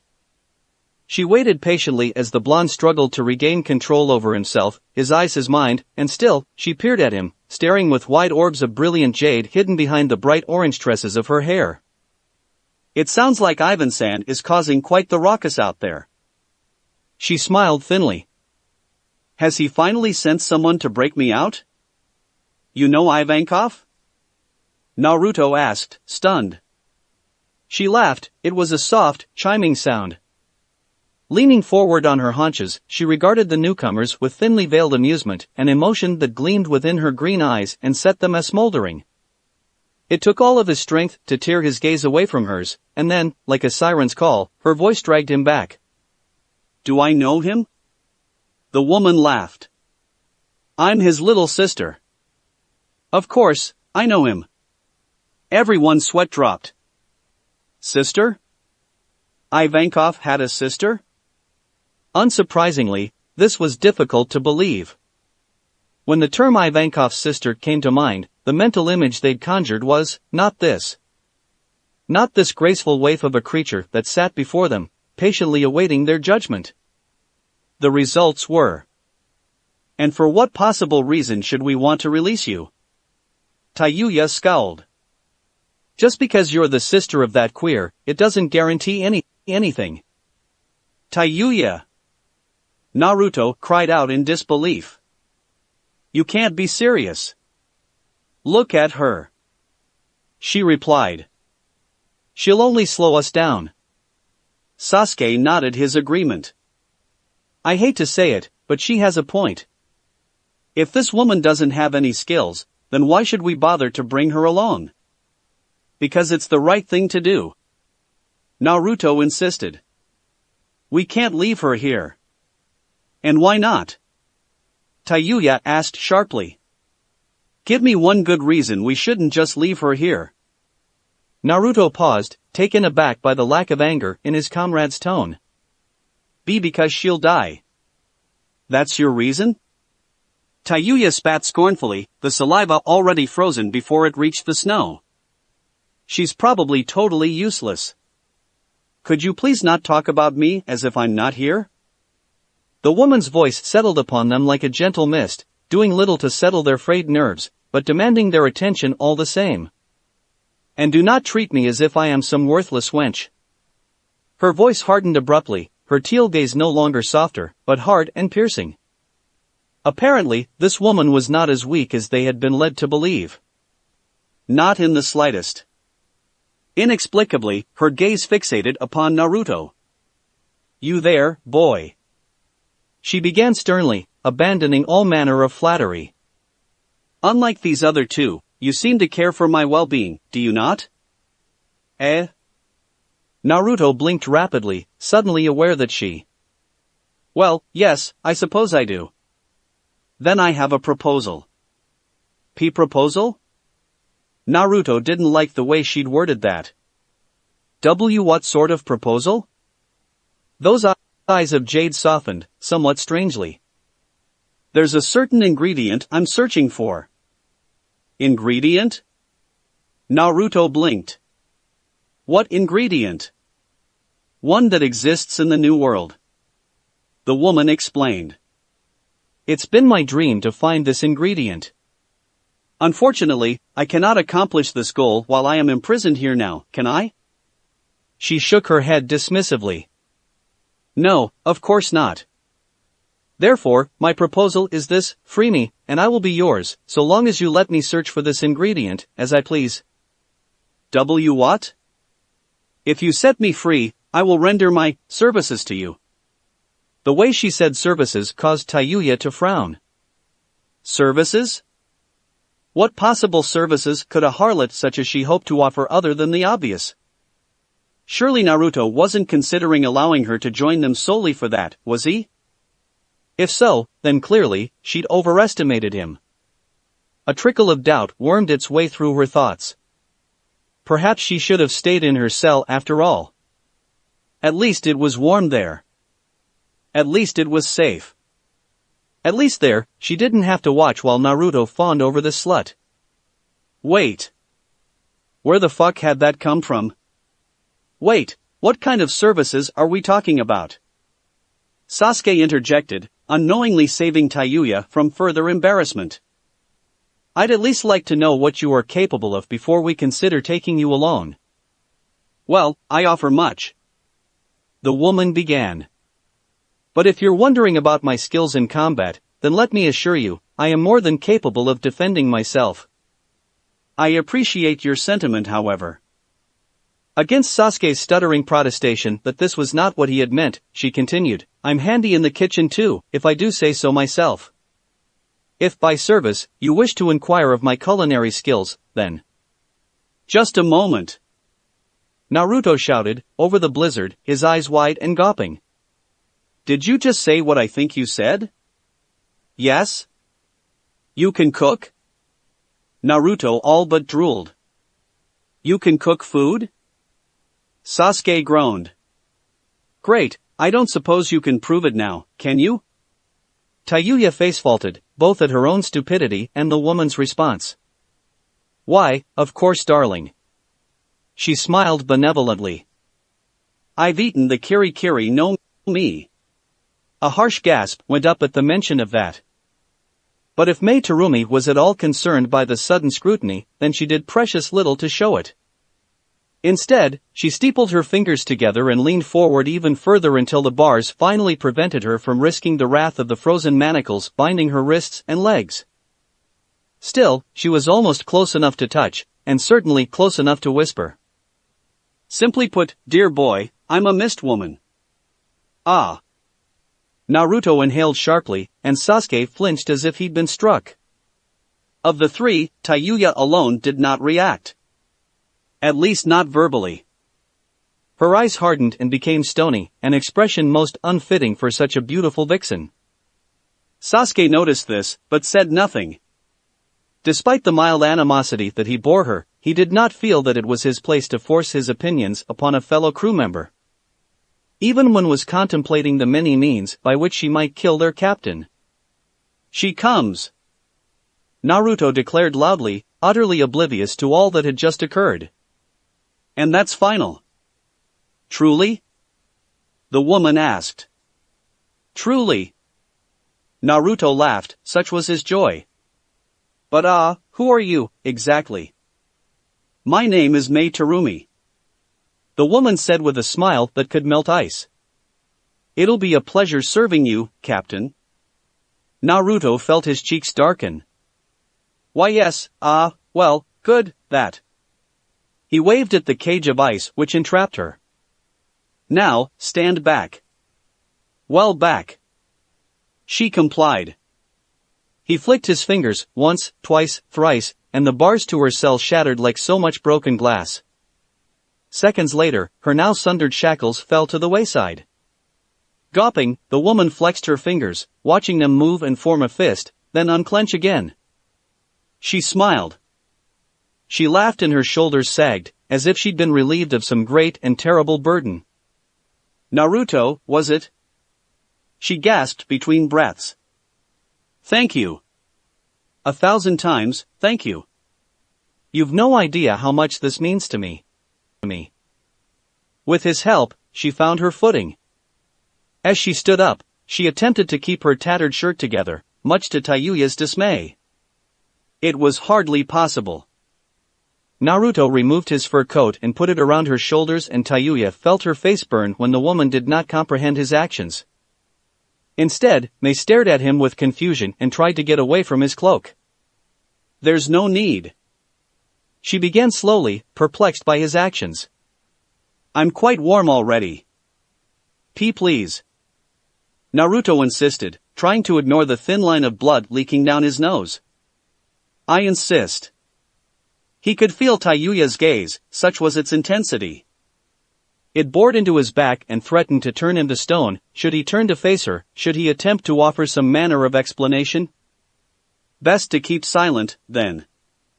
Kami, what had he done to anger her this time?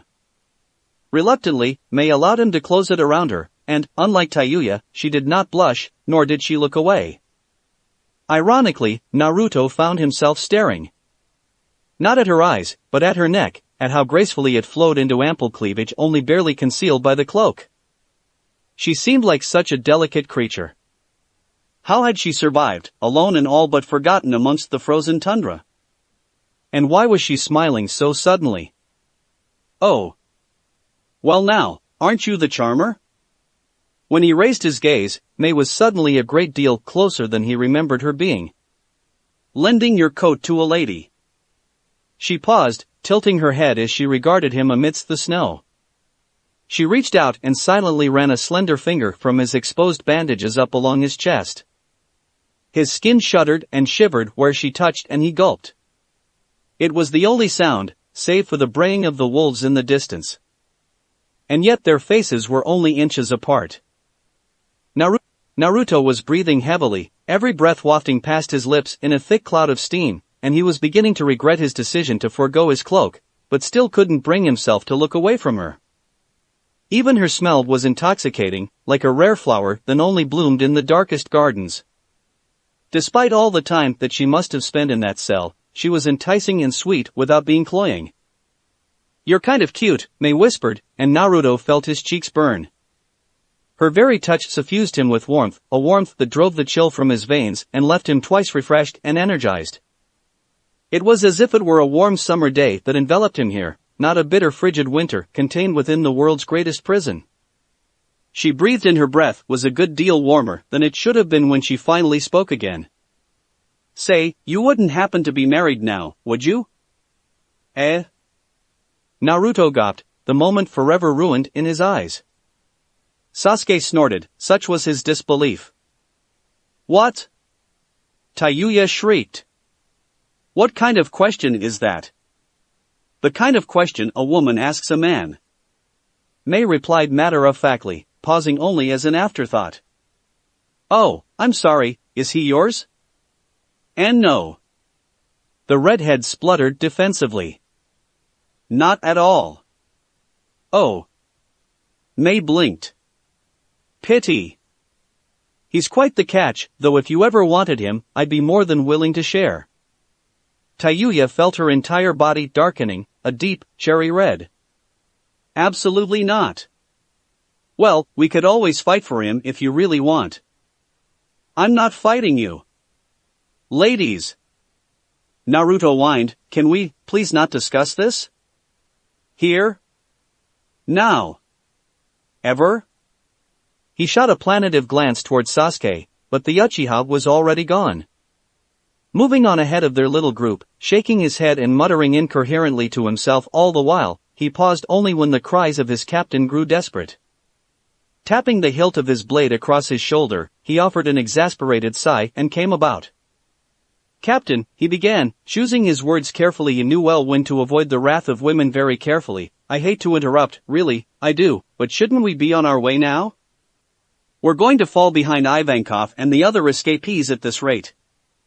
At the mention of the infamous Nukama Queen, all notion of romance was abruptly perished on the spot, like a dried, withered flower in winter snow.